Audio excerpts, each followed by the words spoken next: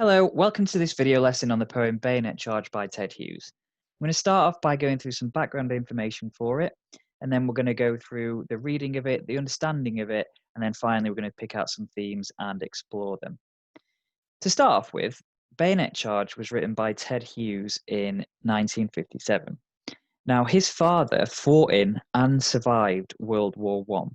This poem is based on a soldier during this time, so it probably reflects true stories told by him to Ted Hughes. So Ted Hughes's father's experiences may be seen in this poem. World War I, or the Great War, lasted from 1914 to 1918. It was originally believed that this would only last a matter of months, and many men were keen to sign up to fight for their country.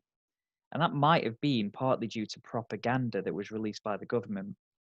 Propaganda basically is the name for documents like posters and letters that were used as ways of controlling the way that the general public perceived or saw a certain event, in this case, war.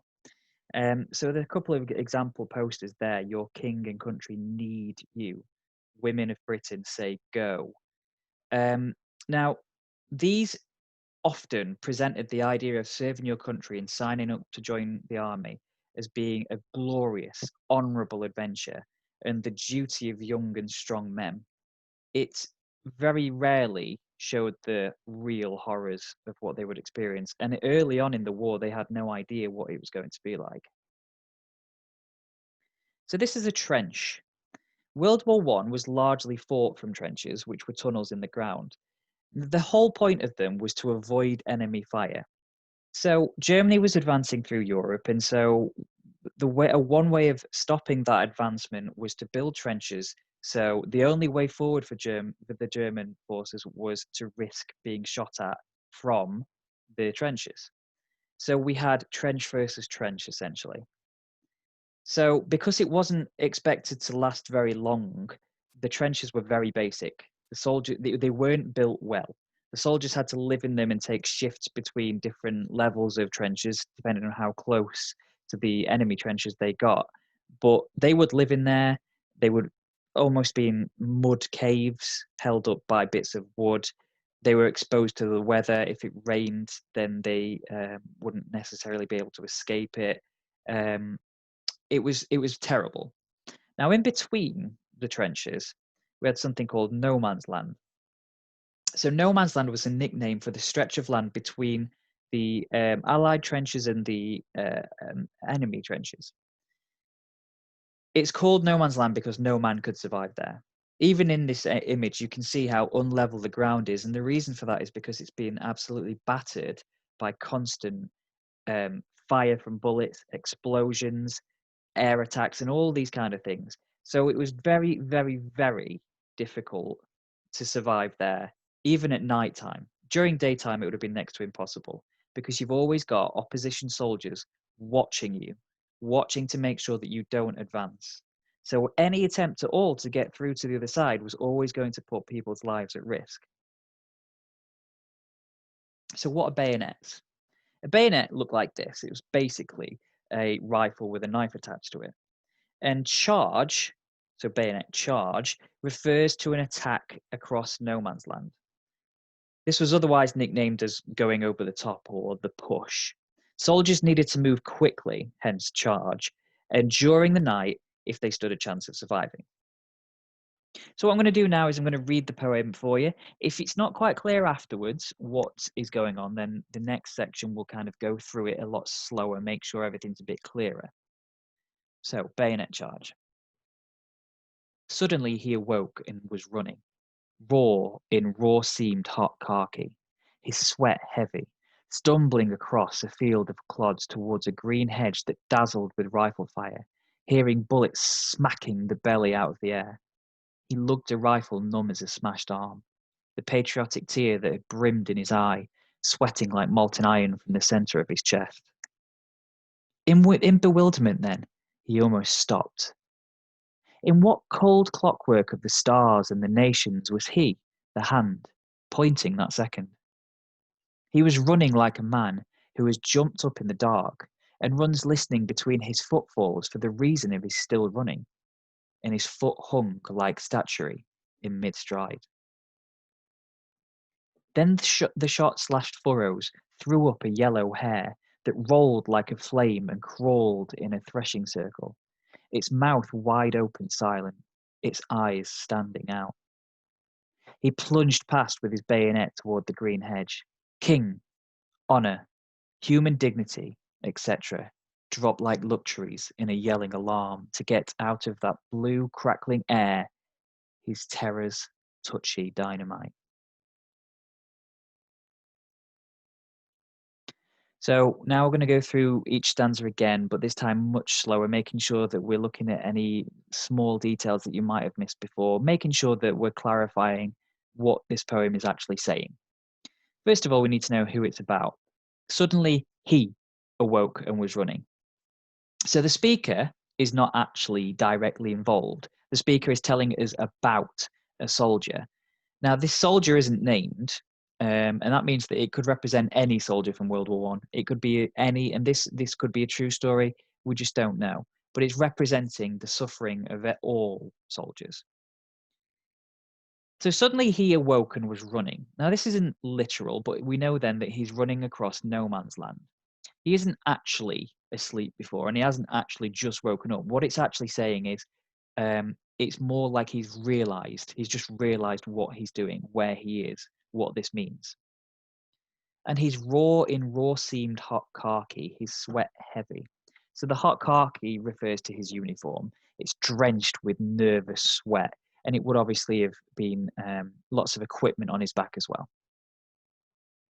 And he was stumbling across a field of clods towards a green hedge. Clods, as I said before with the image, would have been kind of lumps of earth and piles of debris from explosions and the impact of bullets in no man's land. So he's running on very unlevel, dangerous almost ground. And he's running towards a green hedge that dazzled with rifle fire. It's not just a hedge, though. What he's running towards is enemy trenches, and they're protected by barbed wire. The flashing that he can see, the dazzling, is the enemy rifles firing. So he's being shot at, and all of his fellow soldiers that are attacking with him are also being shot at. He lugged a rifle numb as a smashed arm. Lugged is a verb that means to carry with great effort. So the weapon seems to be incredibly heavy to him. It doesn't feel like it's particularly useful. And that quote becomes a lot more interesting later on in the poem. So we'll discuss that in a bit. The patriotic tear that had brimmed in his eye. This is also very interesting. So patriotic means your love for your country, the pride that you have in it. That would have been the reason that people joined the army, especially during this era.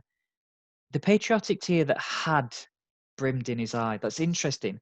It sounds like it's been replaced then by this sweat, this adrenaline, this intense panic, and the way that it sounds like his heart is racing. That idea trails all the way through the poem, especially at the ending.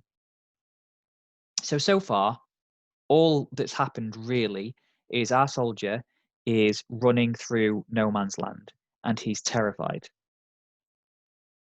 But then in bewilderment, he almost stopped. Bewilderment means a state of confusion. So something seems to have just happened in his mind where everything seems to slow down and he nearly stops. And the reason for that is because he starts to question what he's doing. He starts to question why he's there. And we see a metaphor used by Ted Hughes in order to convey how this is processing in his mind. So, in what cold clockwork of the stars and the nations was he, the hand, pointing that second? So, the basic meaning of these lines is that he's wondering why he was in no man's land. What's he supposed to do? He begins to question what his purpose is as a soldier. But if we break it down, a clockwork, we know that clocks are very complex. They require lots of pieces, don't they? Lots of tiny little cogs and different pieces.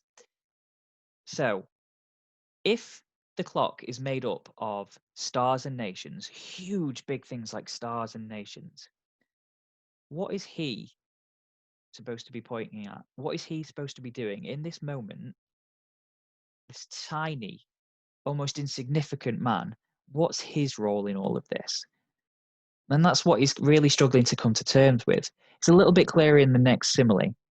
He was running like a man who has jumped up in the dark and then runs, listening between his footfalls for the reason of he's still running.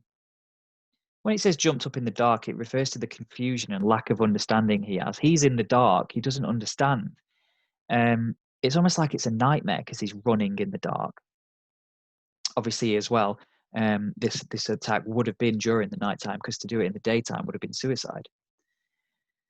And he's listening between his footfalls for the reason. He can hear himself running, but he can't quite grasp why he's doing it. What is the reason for it? We'll go into this simile a little bit more later on. And then his foot hung like statuary in mid-stride. Statuary just means like a statue. So if we recap what's going on then, from the first stanza, he's running in no man's land, and he suddenly has this realization, this thought of, I could die any moment. Where am I? What am I doing here? And then he starts having this a bit of crisis about his role in the war, what he's supposed to be doing, what his identity is as a soldier, and he almost completely freezes. And then we've got this little bit of caesura here, and what the caesura does is it emphasizes the fact that he's almost completely stopped at this point. He's almost stunned by the thought process that he's having, that this could be it. He could die at any second, and that might be what his life has amounted to. That's all he is for.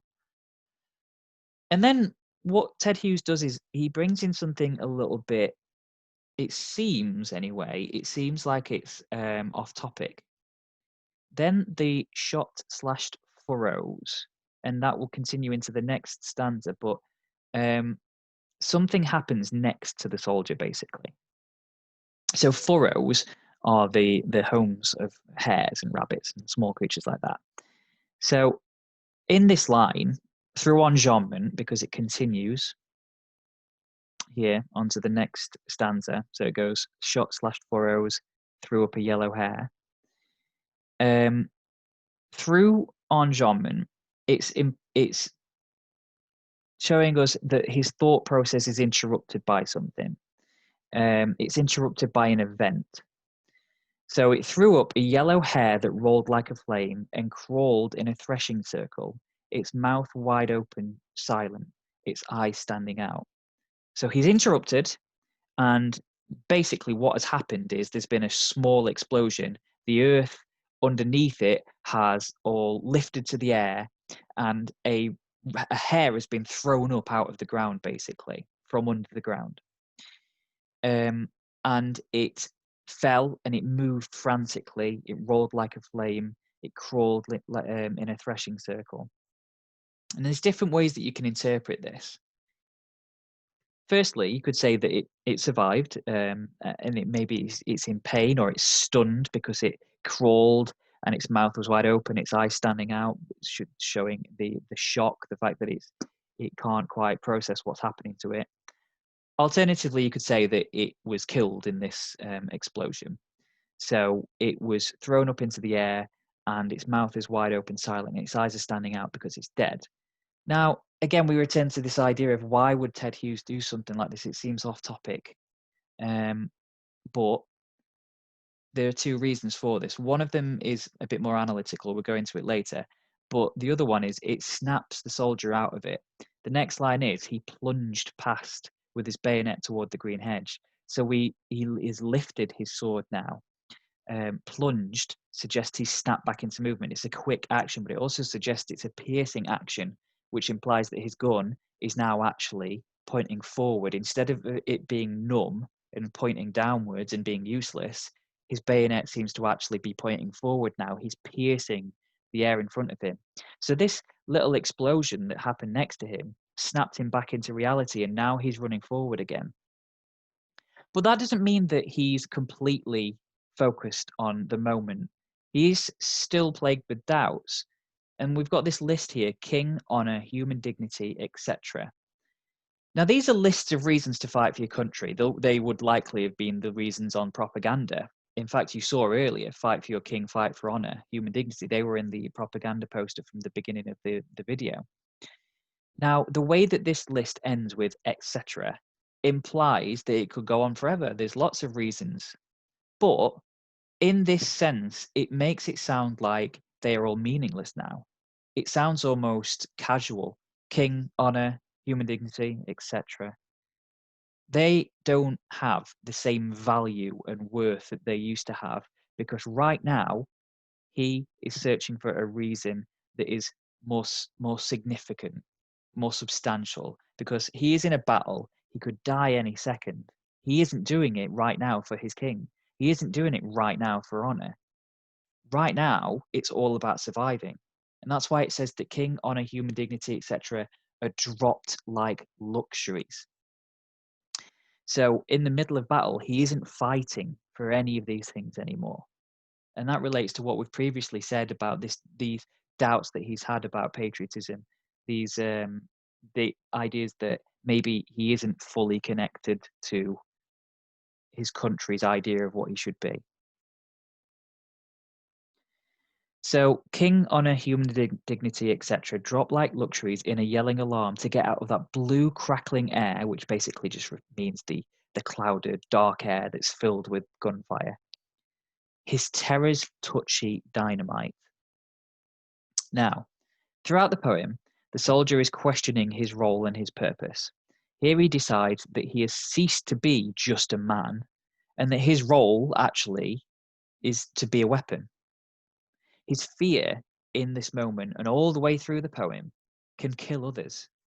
And that's what he's supposed to do. That's what he has decided. That's what his role must be. He needs to use this fear. This fear will be a tool for his country, be a weapon for his country. We know that it's dangerous because it says that it's touchy dynamite. His terror's touchy dynamite. It is touchy dynamite. Now we know that dynamite is explosive, so he realizes that he is capable of killing others due to his fear. That is the driving force here, not his king, not honor, not human dignity. They are things that he thought would be his driving force, but right now, in the moment, his only main emotion is fear, and that is the weapon. So he comes to some conclusion by the end of the poem about what his purpose is as a soldier. So what do we learn about life and or human nature from this poem then? What is it teaching us? What is it trying to say? So it definitely explores the psychological challenges of being a soldier. Certainly in this case, we see, because it's a World War One poem, we see the perspective of someone who thought that they were going into it for certain reasons like king honor and human dignity, versus the actual emotional response to being in a battle and how that affected him. The concept of having pride and love for your country and how far that can be pushed. So this patriotism is very important in this poem. It's important in a couple of other poems as well. How far can patriotism be pushed? We definitely see the power of fear, and that actually kind of fights against the previous bullet point about patriotism. And then we've got the way that people are affected by those with greater power. Like in several other poems, we see that we are very small compared to the huge power of countries and governments. The horrors of wars and conflicts, specifically the sights which can be seen and the situations soldiers find themselves in. It's another way of us learning and being able to visualize what it must be like to experience true conflict. So now let's start looking at the themes. So a theme is a recurring idea throughout a text which supports the thoughts, purposes, and messages of the writer. There are lots of different things that we could look at in this poem. I'm just going to focus on two, a soldier's purpose and fear. Now, these two themes, you could link them with others. You could say that a soldier's purpose is more like identity and things like that. You could name them differently as well. But essentially, as long as you're talking about the big ideas within the poem, you're all set. So, a soldier's purpose. How are we seeing ideas about what it means to be a soldier in this poem? So in the first stanza, the patriotic tear that had brimmed in his eye, sweating like molten iron from the center of his chest. We've already talked about it briefly, but just to go back to it, patriotic tear. So it's got many possible meanings, this. What is the tear for? You could even uh, dispute when the tear was. Was it just before or was it a lot earlier before? It's not clear. Um, but it does seem like his old motivations have gone, even from this early stage. He's not crying for his country at this point, indicated by the fact that it says his patriotic tear that had brimmed in his eye, indicating that it's no longer the case. When it comes to the tear itself, it could refer to the sadness of the state that his country is in, or maybe pride. Now, the patriotic tear that had brimmed in his eye. This is an interesting choice of verb. It refers to your eyes being filled with tears, and this affects your vision. So, does that mean that it's metaphorical for how his vision has been clouded by his patriotism, by his love for his country? So, is this metaphor saying the real reasons that he would fight have been clouded by his love for his country, which made him think that king, honor, human dignity would be good enough? Next line, sweating like molten iron from the center of his chest. So this simile compares the heat from his body, the sweat, the adrenaline, to molten iron. It emphasizes the intense fear that he is feeling at this moment, which has replaced the very idea of patriotism. It's overridden it.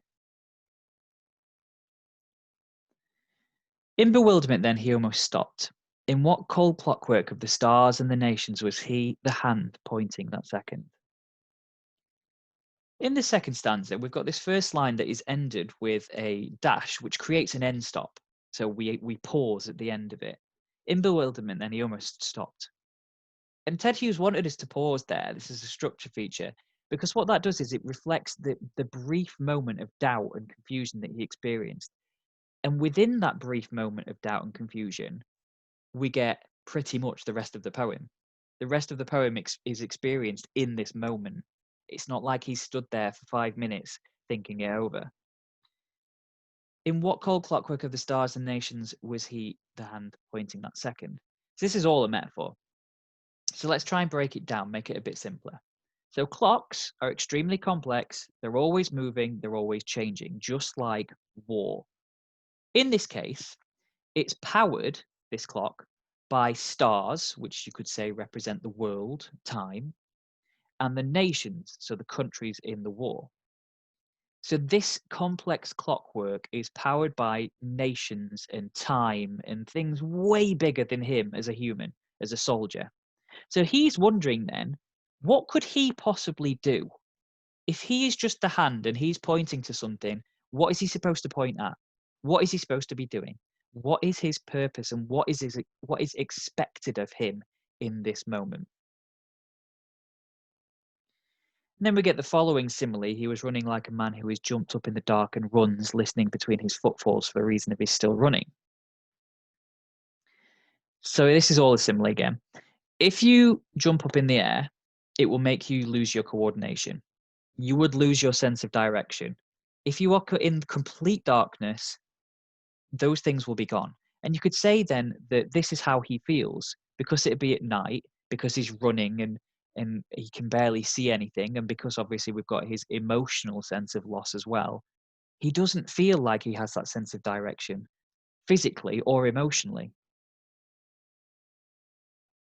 And that's reflected by how it's in the dark, to show how little he knows about the war. Nothing seems clear. Returning to this king on a human dignity line, we know that it's a list of reasons for fighting. They are obviously part of propaganda. And just to recap the idea that when it says etc., it implies that these aren't really reasons to him anymore. They're no longer valid reasons for him. And they are dropped like luxuries. It's interesting that luxuries was used here, the noun luxuries. In this battle, the reasons that he thought he had for fighting, he drops as quickly as quickly has he dropped the luxuries that he gave up when he joined the army? On to fear then. So when do we see moments of fear in this poem? What is Ted Hughes saying about fear in this poem? Suddenly he awoke and was running. It's interesting that the poem starts with suddenly. Now, obviously, if they were going to be making the push, going over the top, going into no man's land, it would have been pre-planned. But so what this adverb conveys is how quickly the soldier realized where he was and what it meant. And that means that his fear had been blocking out the reality before. It's almost like he didn't even process the moments where he was preparing, getting his equipment, going over the top, and all of these little steps that came before, he wasn't fully aware of them.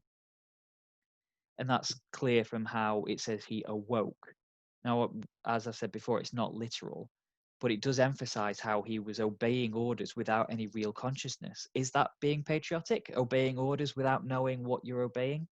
Is that part of him not knowing what his country wants from him? On to the next bit. That dazzled with rifle fire, hearing bullets smacking the belly out of the air, he lugged a rifle numb as a smashed arm. So the image in front of him, the barbed wire, the enemy firing, it's the verb dazzled is used by Hughes. And what that does is it conveys the sheer vast amount of tiny little flashes coming from enemy rifle fire. It means that it just emphasizes how perilous, how dangerous his situation was.